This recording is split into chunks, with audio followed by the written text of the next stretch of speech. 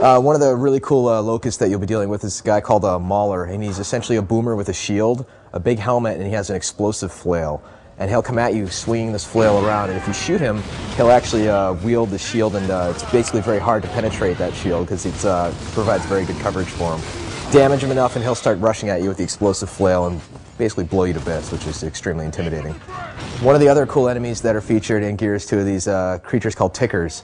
And they're basically locust improvised explosive devices. They're these nasty little creatures with big teeth that they've strapped a big bomb to their back, and they kind of behave like cockroaches, and they try and stay out of sight while they're trying to close the distance between the player and them. And when they get close, they explode. But the players who are good, if they use like a shotgun, you can essentially melee these guys, send them flying and knock them on their back, and then they become essentially like exploding barrels. So you can launch them in the air and take out your enemies that way.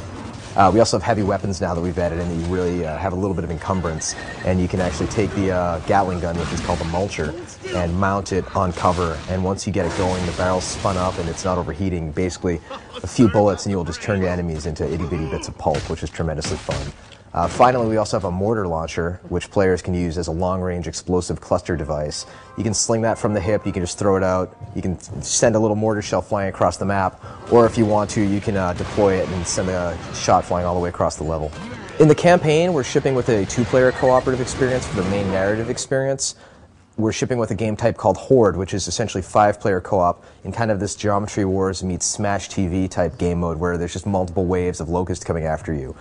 Generally, we believe that we have all of the benefits of the co-op experience with Horde without the trappings of a campaign mode. Once you start getting your 3 or 4 players in a campaign mode, players are getting ahead of each other, they're getting separated, cutscenes are getting triggered, dialogue's getting triggered, and it's very, very hard to experience the narrative mode.